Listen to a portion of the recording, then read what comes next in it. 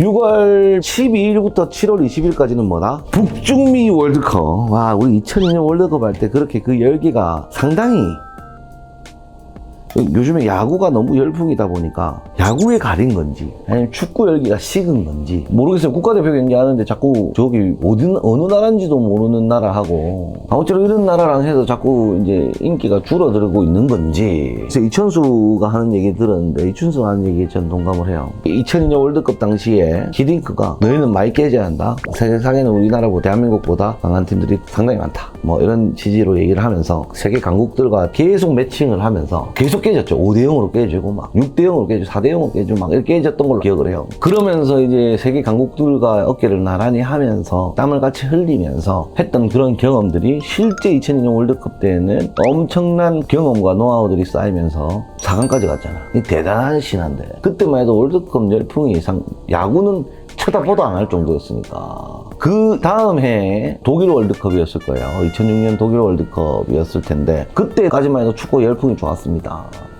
월드컵이 이제 내일 모레인데, 진짜 내일 모레라. 내일 모레인데 이제 뜨거운 열풍을 제가 못 느끼고 있습니다. 곧 하는구나, 이 정도밖에 못 느끼고 있습니다.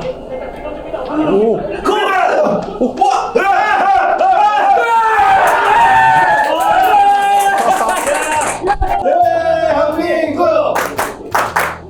뜨거운 열풍을 제가 못 느끼고 있습니다. 뭉클하네. 와, 얼마나 세게 때리는지. 아, 그래도. 잘했다. 그래서 많은 관심 많이 가져주시고, 우리 대한민국 축구가 발전할 수 있으려면 우리 팬들의 관심이 높아져야 한다. 지금 현재 라인업이 역대급이라고 얘기를 많이 하잖아요. 세계적인 선수들이 많이 기용되어 있는 라인업에 분포되어 있는 상황인데, 아무쪼록 우리 선수들이 조금 더 빛나고 국위선양할 수 있도록 많은 팬들의 관심을 가져보는 게 좋지 않겠나 하는 생각이 듭니다. 자, 그리고 뭐 소리에 말이 많네. 아무튼 바로 9장부터 10장까지 바로 들어가 보도록 하겠습니다. 출발!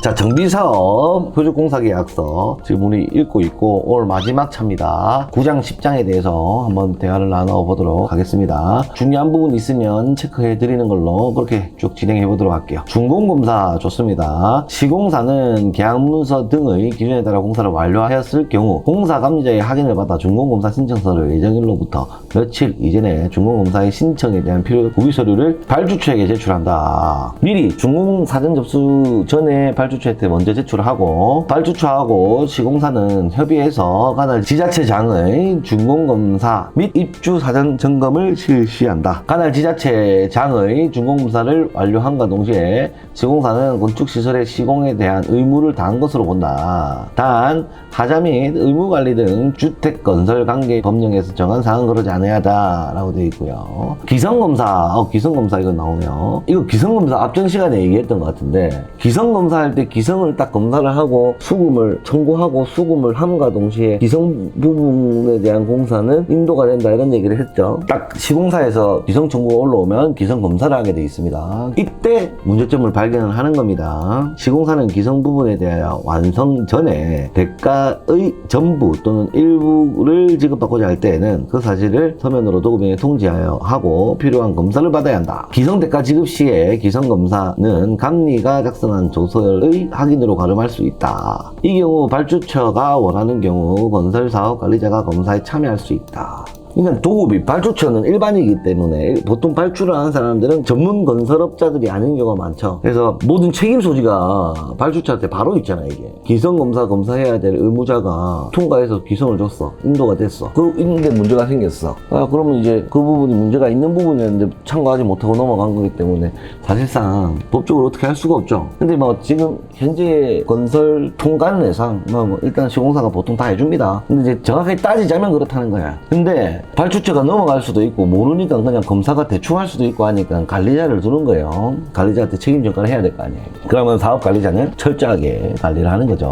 자, 제2항의 기성검사 시에 합격된 자재라도 단순히 공사 현장에 반입된 것만으로는 기성 부분은 인정되지 아니한다. 철근이다. KS고 적합한 강도에 철근이 들어왔어. 들어온 것만으로 그냥 기성 부분으로 인정하지 않는다. 다만 각 호의 경우에는 해당 자재의 특성, 용도 및 시장 거래 사항 등을 고려하여 반입된 자재를 기성 부분으로 인정할 수 있다. 가공, 조립 또는 제작하는 공장에서 기성 검사를 실시한 경우.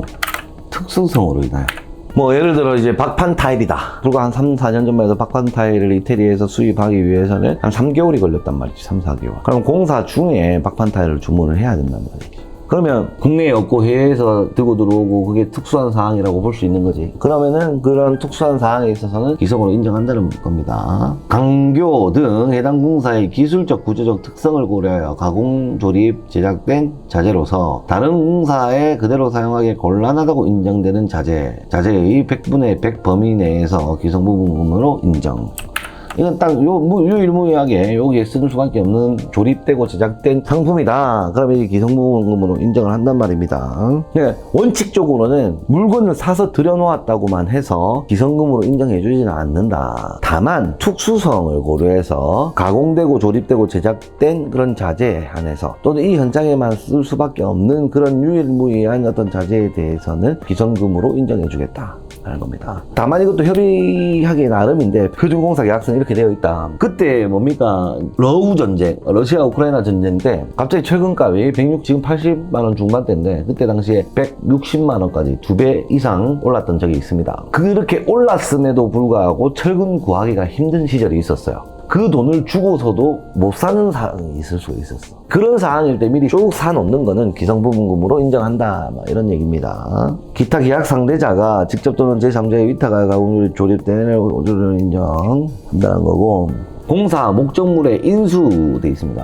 도급인은 준공공사를 완료한 날부터 며칠 이내에 공사 목적물을 인수하여야 하며, 인수 과정에 공사 목적물을 보수하여야 할 사항이 있을 때에는 발주처는 시공사에게 이를 통지하고 시공사는 지체 없이 보수 해야 한다는 거고, 시공사는 본 건축시설을 인도할 때까지 선량한 관리자로서의 주의 의무를 다한다. 28조 입주. 시공사는 준공검사 완료 즉시 발주처와 협의하여 입주기간을 지정하고요. 제1항에 따른 입주기간이 확정되기 전에 미리 발주처와 시공사는 협의하여 입주 예정 며칠 전까지 구체적인 입주 예정 개시 일자를 지정하여 계약자 등에게 통지 및 확인하기로 하며, 시공사는 입주 시에 필요한 서류 및 홍보용 각종 자료 제작 등 각종 계획 수립과 제반 사항은 준비 및 확인한다. 신축 건물의 전기, 수도, 가스 등 공과금, 관리비 등의 부담은 입주 지정 개시일로부터 실제 입주일까지는 시공사가, 그 후로부터는 조합원이 이를 부담, 입주기간 만료일 이후에는 입주 여부와 관계없이 도급이 발주처에서 한다는 거예요.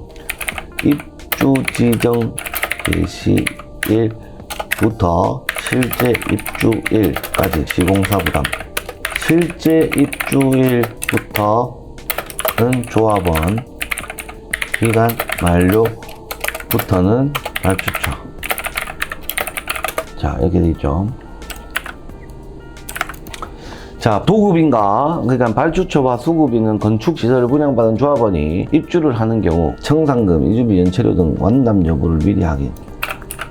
이를 완납하지 않은 자에게는 입주를 허용할 수 없다. 하자 및 관리, 건축시설의 하자 보수 범위, 기간, 하자 보수 보증금 예치, 사업 주체의 의무 관리 등에 대하여 공동주택 관리령 등 관계 법령에 적합한 범위 안에서 발주처와 수급인이 협의하여 결정하는데, 발주처는 준공검사 완료 즉시 관리사무소 개설 운영, 개설하고 운영해야 됩니다. 발주처의 조합원이 사용검사된 건축시설 입주 후에는 임의 변경하여 발생되는 하자에 대하여 수급이 책임지지 않는다.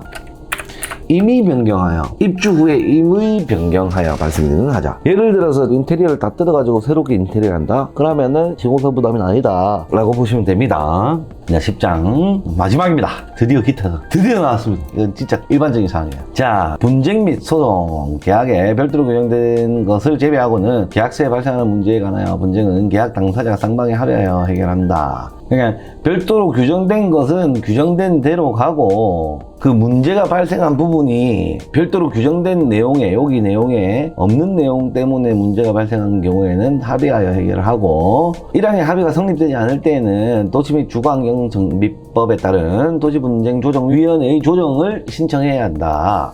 양 당사자가, 계약 당사자가 조정안을 수락하지 않을 때에는 중재법에 따른 중재기관에 중재 신청을 해야 하고, 제2항에 따라 조정 또는 중재 문제를 신청한 경우에는 상대방 그 절차에 응해야 된다. 제2항 2항에 따라 분쟁이 원만하게 해결되지 않을 경우에는 법원에 소를 청구할 수 있으며 재판에 대한 관할 법원은 본 사업 부지 소재지를 관할하는 법원으로 한다. 뭐 이건 일반적인 관례죠. 계약 A사항 본 계약서에 명시되지 않은 사항은 도시주거환경법, 주택법, 나중에 이것도 읽어달라 하는 거 아닌가? 집합 건물의 소유 및 관리에 관한 법률, 주택 공급에 관한 규칙, 그 민법. 하나, 둘, 셋, 넷, 다섯. 최소. 1. 도시 및 주거 환경정비법. 2. 주택법. 3. 집합 건물의 소유 및 관리에 관한 법률. 4. 주택 공급에 관한 규칙. 5. 민법. 이 5개의 법령에 따라서 문제에 대해서 문제를 해결하고 그 관계 법령에 따라서 처리하되 기타 세부 실무 내용에 관한은 협의하여 처리. 세부적인 실무에 관한 거는 협의하여 처리하고. 채권 양도. 시공사는 본공사 이행을 위한 목적, 이해의 목적을 위하여 본계약에 따라 발생한 채권을 공사대금 청구권을 제3자에게 양도하지 못한다. 내가 공사해서 청구해야 되는 기성은 나만 할 수 있다. 계약된 당사자만 할 수 있다. 남한테 줄 수 없다. 뭐 이렇게 돼 있고요. 이권개입 금지 63조입니다. 발주처는 발주처의 조합원이나 시공사와 조합 정관에 명시된 이외의 이면 계약을 약속할 수 없다. 이건 조금 문제의 소지가 좀 있긴 하죠. 이면 계약이 많이 돕니다. 자, 발주처 또는 발주처의 조합원은 시공사가 시공하는 공사와 관련하여 어떠한 이권 개입이나 청탁을 할 수 없다.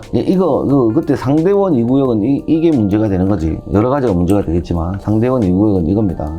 시공사는 본공사와 관련하여 또는 발주처의 조합원 및 임원에게 부당금품 향응을 제공할 수 없다. 이것도 문제가 됩니다.